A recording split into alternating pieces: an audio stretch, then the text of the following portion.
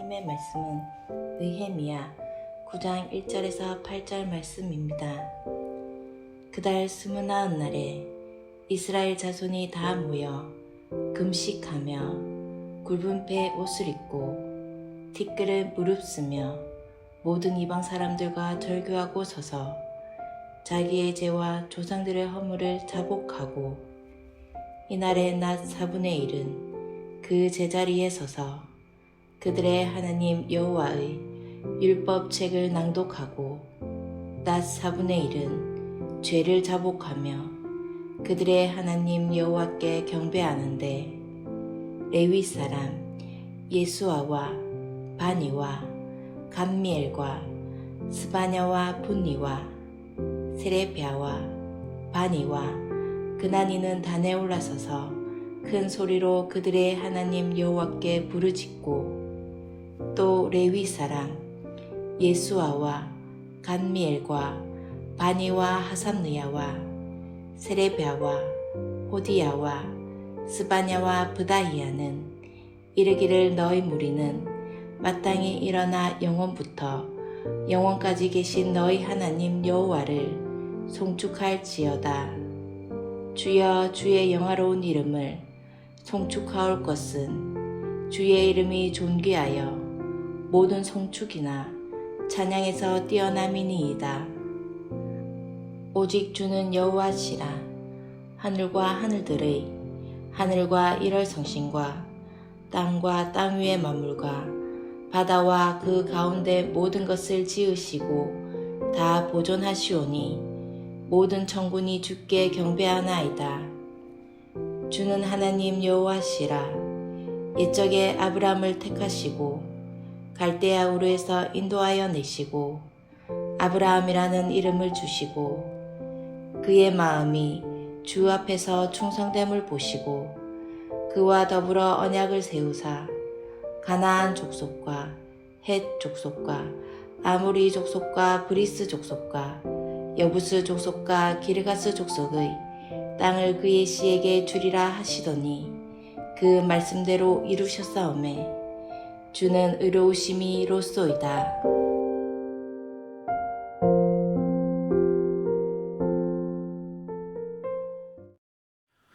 오늘부터 4일 동안 느헤미야 9장을 살펴보겠습니다. 9장 1절입니다. 그달 29날에 이스라엘 자손이 다 모여 금식하며 굵은 베옷을 입고 티끌을 무릅쓰며 한날을 정해서 이스라엘 자손이 다 모여 금식하며 굵은 베옷을 입고 티끌을 무릅쓰고 기도하고 있습니다.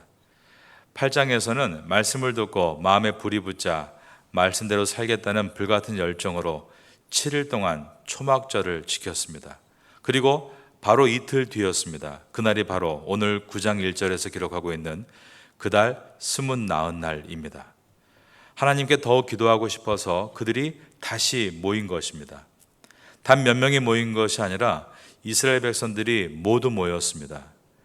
그달 29날에 이스라엘 자손이 다 모여 금식하며 굵은 베옷을 입고 티끌을 무릅쓰며 이 장면은 구약시대 때 이스라엘 사람들이 하나님 앞에서 마음이 괴롭거나 죄를 회개하고 싶을 때 했던 복장입니다. 즉 그들이 모두 모여서 회개 기도를 드린 것입니다. 회개 기도는 죄인들이 자신들의 죄를 고백하며 드리는 기도입니다. 교회 분들이 제가 사는 사택이 어디인지를 궁금해합니다. 제가 사는 사택에서 한 달에 2번씩 장애인 친구들이 수영을 하고 1년에 2차례 세례의식을 하기 때문에 와본 분들이 많지만 사실 아직까지 와보지 못하신 분들에게 저희 사택 위치를 소개할 때 가장 쉽게 설명하는 방법이 파타야 교도소를 중심으로 설명하는 것입니다. 교도소를 통과해서 삼거리, 그 삼거리에서 왼쪽 길로 2km 가다 보면 길 옆에 있는 짙은 연두색 지붕이 바로 교회 사택입니다 라고 설명해 주면 많은 분들이 쉽게 찾아오십니다. 저는 항상 저희 집 앞에 있는 교도소를 지날 때마다 관심 있게 쳐다봅니다. 열흘에 한 번은 교도소 주변에 차를 대기 어려울 만큼 사람들이 몰려오는 것을 볼 수 있습니다. 그 이유가 그날이 면회를 할 수 있는 날이기 때문입니다. 죄수 가족이 지방에 살 경우 여러 가족이 돈을 모아 대형 버스를 렌트해서 내려오는 경우도 보았습니다. 그때마다 마음이 아립니다. 그들은 왜 감옥에 있는가? 물론 죄를 지어서입니다. 하지만 엄밀히 보면 죄 안 지는 사람이 어디 있습니까? 그래서 누구는 말합니다. 죄의 심각성의 차이 때문에 그들은 안에 있는 것이다 라고 말입니다. 십수년 전에 한국 한동대학교 학생들과 방콕 감옥 수감자들로 구성된 성가대와 함께 방콕 도심에 있는 마bunkrong BTS 전철역에서 성탄 행사를 가졌던 일이 있습니다. 그 며칠 전에 그 감옥을 먼저 방문한 것입니다. 그곳에서 감옥 수감자들로 구성된 성가대의 찬양을 처음 들을 수 있었습니다. 매우 감동적이었습니다. 제가 아는 태국 목사님이 수년을 감옥에 들락달락하면서 죄수로서가 아니라 전도하기 위해서란 뜻입니다. 그들에게 성가대를 만들어 준 것입니다. 제가 앉아서 그들의 노래를 감상하고 있을 때 한 수감자가 무릎을 꿇고 기어와서 저에게 물을 한 잔 주셨습니다. 태국은 학교에서 학생들이 선생님께 물을 갖다 드릴 때 선생님 눈보다 낮게 굽혀서 물을 드려야 합니다. 그리고 절대 뒤에서 주면 안 되고 시야가 보이는 앞에서 드려야 합니다. 그러다 보니 자연스럽게 앞에서 무릎을 꿇게 되고 손으로 물컵을 들어 올리게 되는 것입니다. 그런데 그날 저보다 나이도 많은 어른이 제 앞에서 무릎을 꿇고 물을 주시는 것이었습니다. 제가 그분께 여쭈었습니다. 몇 년을 이곳에 있으셨습니까? 그랬더니 16년을 있었고 앞으로 2년 후면 출소한다라고 했습니다. 그 순간 제 눈에서 눈물이 벌컥 나와서 한참을 울었습니다. 우리 모두가 죄인인데 왜 이 죄인은 이곳에서 이런 고생을 하고 있는가? 라는 마음 때문에 너무 가슴이 아팠습니다. 저는 지난주에도 운전을 하며 교도소 앞을 왔다 갔다 하면서 교도소 벽을 보며 이런 말을 되뇌었습니다. 저 안에 있는 사람들은 들킨 죄인, 밖에 사는 사람들은 안 들킨 죄인. 오늘 이스라엘 백성들은 주님 앞에 나와서 회개 기도를 하고 있습니다. 죄를 고백하고 있는 것입니다. 그들은 작정하고 한 날을 정해서 모두 함께 나와 자신의 죄를 하나님 앞에 철저하게 고백하고 있었습니다. 세상에서 죄를 고백하는 것과 하나님 앞에서 죄를 고백하는 것에 차이점이 있습니다. 세상에서는 죄를 고백하면 감옥에 갑니다.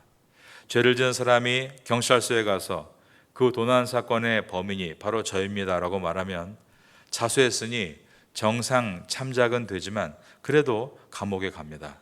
그러나 하나님 앞에 나와 죄를 고백하면 하나님은 용서해 주십니다. 어떤 죄도 다 용서해 주십니다. 그래서 이사야서 1장 18절 말씀에 보면 여호와께서 말씀하시되 오라 우리가 서로 변론하자. 너희 죄가 주홍 같을지라도 눈과 같이 휘어질 것이요 진홍같이 붉을지라도 양털같이 되리라 라고 말씀하셨습니다.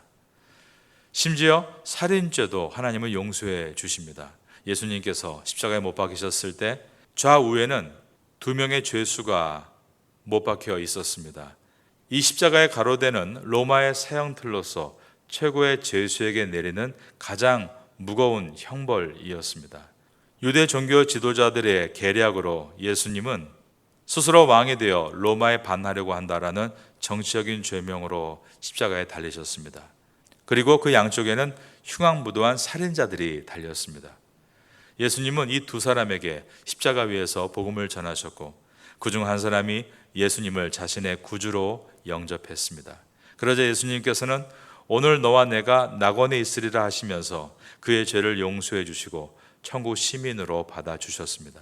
그래서 우리나라에 사형 선고를 받고 집행을 기다리는 무기수들에게도 많은 복음 전도자들이 찾아가 예수님을 전하고 있는 것은 세상은 그들을 버렸고 그들은 세상에 나갈 기회가 없다 할지라도 예수님은 그들을 안 버리시고 그들은 예수님을 믿고 천국에 갈 기회가 있기 때문입니다. 세상 법은 그들을 법정 최고형인 사형을 주지만 하나님의 법은 회개한 그들을 지옥이 아닌 천국으로 안내하십니다. 하나님은 죄인을 사랑하신다. 요한복음 3장 16절의 말씀입니다. 하나님이 세상을 이처럼 사랑하사 독생자를 주셨으니 이는 그를 믿는 자마다 멸망하지 않고 영생을 얻게 하려 하심이라. 그러나 하나님은 죄를 미워하십니다. 왜 그토록 죄를 미워하시는가? 죄는 하나님과 우리 사이를 멀어지게 하고 결국 고통을 가하기 때문입니다. 아래에 있는 느헤미야 9장 32절을 눈으로 보시면 우리 하나님이여 광대하시고 능하시고 두려우시며 언약과 인자하심을 지키시는 하나님이여 우리와 우리 왕들과 방백들과 제사장들과 선지자들과 조상들과 주의 모든 백성이 아수르 왕들의 때로부터 오늘까지 당한 모든 환난을 이제 작게 여기지 마옵소서. 이 나라들은 이스라엘에게 고통을 주었던 나라들입니다. 북이스라엘이 아수르에 의해 그리고 남유다가 바벨론에 의해 멸망을 당했습니다. 이처럼 죄가 이스라엘 백성들에게 멸망이라는 고통을 몰고 왔던 것입니다. 죄는 우리와 하나님을 떨어지게 만들고 또한 우리의 삶을 고통으로 몰아갑니다. 그래서 우리는 이 죄를 해결하기 위해 회개해야 합니다. 회개는 죄인과 하나님 사이를 다시 화목하게 만드는 도구이기 때문입니다. 우리가 늘상 저지르는 죄를 깊이 돌아봐야 합니다. 그 중에 사모의 죄를 소개합니다. 첫째로 허수입니다. 사람들은 항상 과장하기를 좋아합니다. 숫자를 부풀리기를 좋아하는 것입니다. 어떤 아이가 엄마한테 엄마 지금 집 앞에 탱크 수천 대가 지나가요. 그랬더니 엄마가 말합니다. 너 내가 그렇게 과장해서 말하지 말라고 수만 번도 더 얘기했지. 사람이 허수를 좋아하는 이유는 자신을 과장해서 포장할 수 있기 때문입니다. 교회도 그런 것 같습니다. 교회가 성도가 200명이 나온다. 100명과 200명은 2배의 차이가 있습니다. 허수에 관심을 갖지 말고 실수에 마음을 써야 합니다. 교회에 누가 나오고 있는지, 누가 오늘 교회에 참석하지 못했는지, 어떠한 어려움 가운데 있는지 우리는 실제 수의 마음을 쓸 때 한 사람 한 사람을 붙들 수 있습니다. 사모 가운데 두 번째는 허언, 약속을 남발하는 것입니다. 베드로는 나는 할 수 있습니다. 자신을 의지해서 말하기를 좋아했습니다. 그리고 자신이 한 말을 지키지 못하자 마음이 괴로웠습니다. 반대로 모세는 나는 할 수 없다라고 했습니다. 그러면서 자신을 의지하는 것이 아니라 하나님을 더욱더 의지하려고 했습니다. 우리도 말을 한 것에 대해서는 반드시 지켜야 되는 훈련을 해 나가야 합니다. 작은 시간도 잘 지켜나가야 합니다. 1시에 약속을 했다면 그것은 1시 5분 전에 내가 그 자리에 나가겠다는 스스로의 약속입니다. 그런데 약속을 안 지키는 사람들이 많죠. 그래서 상대방이 약속을 안 지킬 수 있기 때문에 항상 책을 준비하거나 또 시간을 아끼기 위해서 자기가 할 일들을 가지고 다니는 것도 지혜라고 봅니다. 사모의 세 번째, 허세입니다. 크리스찬의 무늬만 있고 크리스찬의 삶이 없으면 그것은 허울만 좋은 허세입니다. 우리는 크리스찬으로서 구별된 삶을 살아가야 합니다. 그럴 때 사람들은 점점 그 크리스찬을 눈여겨보게 되고 시간이 지날수록 그에게서 우러나오는 진한 맛과 향기를 통해 예수 그리스도를 느끼게 될 것입니다. 부흥은 회개로부터 시작됩니다. 1903년 우리나라 원산에서 두 여자 외국 선교사가 모여 조선에 부흥의 역사가 일어나기를 바라며 간절히 기도했습니다. 두 여자 선교사님이 시작한 이 기도 모임은 점점 커져서 많은 선교사님들이 함께 모여 하나님께 부르짖는 기도회가 됐습니다. 그러던 중에 기도 모임에서 조선의 부흥을 바라는 부흥 집회를 계획하게 되었고 이 집회 강사로 강원도 지역에서 사역하던 로버트 하디 선교사가 초청이 됐습니다. 로버트 하디 선교사는 토론토 의대를 졸업한 수재였습니다. 그런 그가 강원도에서 선교하면서 전혀 열매를 맺지 못하고 계속 실패만 거듭했던 것입니다. 그는 선교의 실패 원인을 조선 사람 때문이라고 생각했습니다. 그 당시에 선교사들이 말했던 조선에서의 세 가지의 어려움이 있었는데 첫 번째가 냄새입니다. 인분을 필요로 해서 밭을 읽었기 때문입니다. 두 번째가 연기입니다. 아침밥을 짓느라 연기가 마을에 가득하고 점심때는 아침에 먹었던 것을 다시 먹고 저녁에 또 불을 지펴서 음식을 하니 온 마을이 늘 연기로 가득 찼습니다. 세 번째는 교만입니다. 10대의 남자들이 장가를 가면 상투를 트는데 그러면 곰방대를 물고 거드름을 피우면서 상투가 없는 선교사들을 내려보았던 것입니다. 로버트 하디 선교사는 한 번도 조선이 부흥하지 못하는 것이 자기 때문이라고 생각한 적이 없습니다. 그런 그가 이번 부흥 집회를 위해 설교를 준비할 때 하나님께서는 성령을 강하게 그에게 부어주셨습니다. 그리고 그의 이러한 생각들이 죄라는 것을 깨닫게 해 주셨습니다. 로버트 선교사는 자기의 허물과 죄에 대해서 회개의 설교를 했습니다. 그러자 강력한 회개의 역사가 그 모임 가운데 일어나기를 시작했습니다. 그는 설교 중간에 다음과 같은 기도를 했습니다. 오 주님, 용서하여 주옵소서. 조선 사람들을 미개한 민족이라고 생각했습니다. 그들은 진정으로 당신을 만날 수 없을 것이라고 생각했습니다. 오 주님, 나의 자만심을 회개합니다. 로버트 하디 목사가 통곡하며 회개하자 다른 선교사들도 하나둘씩 고백하기 시작했습니다. 주님, 저도 그랬습니다. 주님, 저도 그랬습니다. 그날 모든 선교사들도 공개적으로 회개를 한 것입니다. 그리고 아직 죄가 무엇인지, 회개가 무엇인지도 모르고 사는 조선 사람들이 죄를 깨닫고 서로 미워한 것을 회개하고 용서를 배울 수 있도록 눈물로 기도를 드렸습니다. 그리고 이 뜨거운 회개의 눈물이 모여 1907년에는 평양에서 대부흥이 일어나게 됩니다.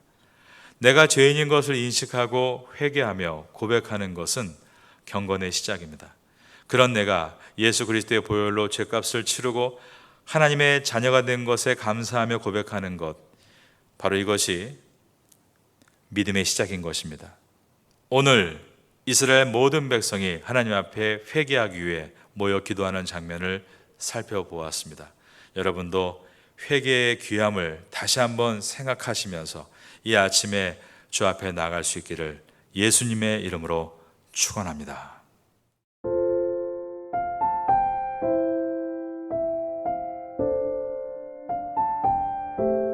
지금은 함께 기도하는 시간입니다. 9월의 공동 기도 제목은 첫째, 하반기 새롭게 시작하는 각 교구 구역 예배를 위해 기도합니다. 둘째, 한인 교회 학교와 태국인 교회 학교를 위해 기도합니다. 셋째, 주간 장애인 보호센터와 농아인 교회를 위해 기도합니다. 넷째, 9월 21일 장애인 가족 1일 소풍을 위해 기도합니다. 말씀을 붙잡고 기도하는 귀한 시간 되시기를 소망합니다.